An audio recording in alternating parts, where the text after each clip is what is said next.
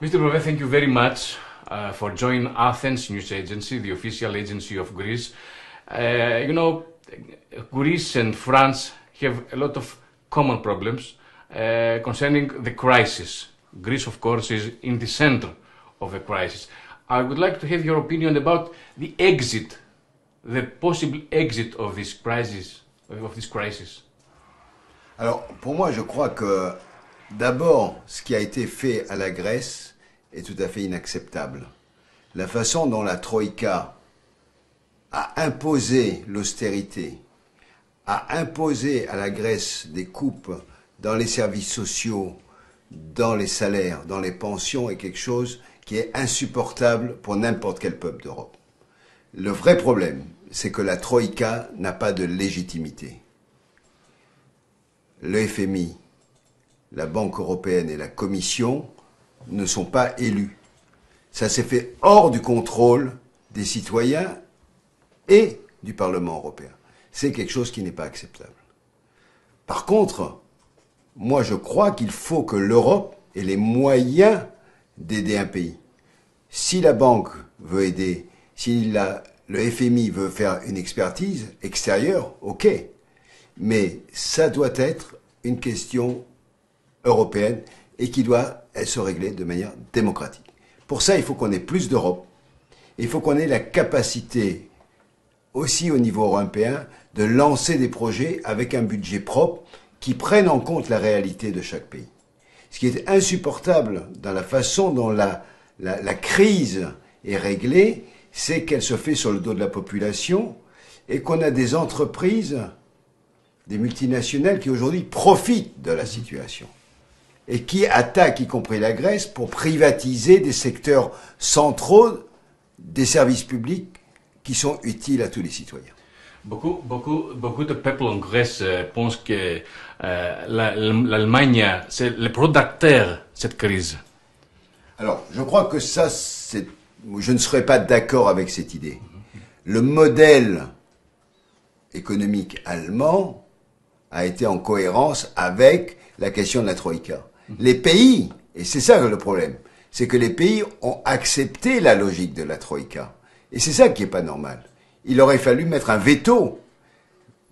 La Grèce s'est retrouvée prise au piège, mais aucun des autres pays européens n'a dit c'est pas normal d'imposer ça. Si la France s'était passé en France, ça aurait été aussi scandaleux que ce qui s'est passé en Grèce. Mais ça on a vu pour le Portugal, on a vu pour l'Espagne. La façon dont ce problème a été réglé, c'est pas un problème de trop d'Europe, c'est un problème de pas assez d'Europe pour moi.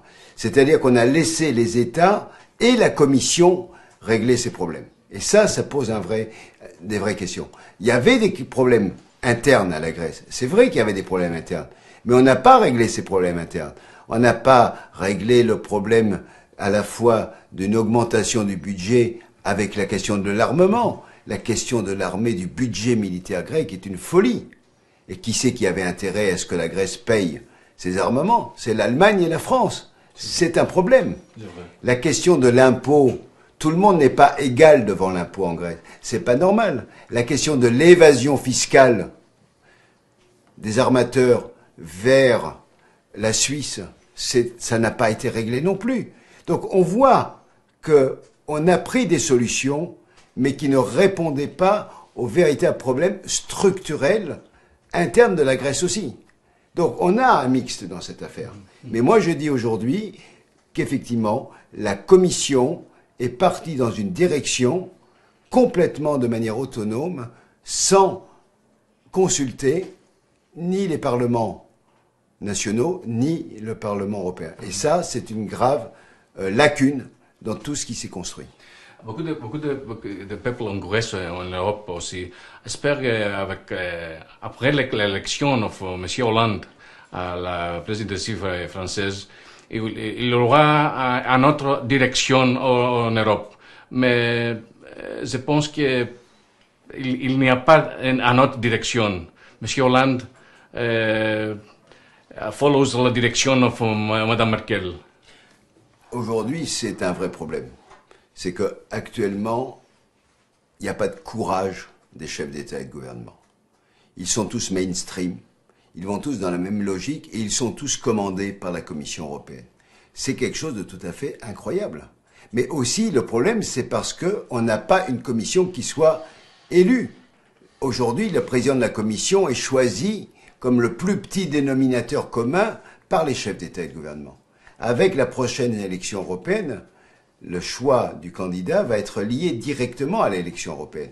Et donc, la Commission doit avoir un véritable statut d'exécutif politique, mais sous le contrôle du Parlement. On ne peut pas aujourd'hui laisser les chefs d'État avec leur égoïsme nationaux.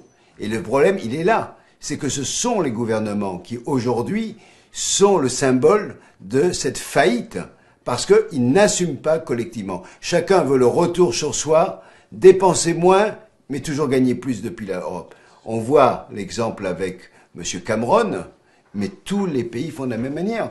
Et la France qui avait annoncé, M. Hollande qui avait annoncé qu'il changerait et qui taperait du poing sur la table, pour l'instant, M. Hollande n'a rien fait.